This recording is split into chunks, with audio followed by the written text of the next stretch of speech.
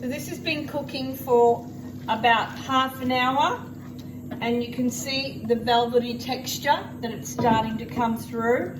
It's evaporated most of the water out of it, and the oil is starting to rise up. And this is your base of your ragu bolognese that you want to make, that takes you not even half an hour to make. So you can prepare that, have your pasta going, and if you really are accelerated for time,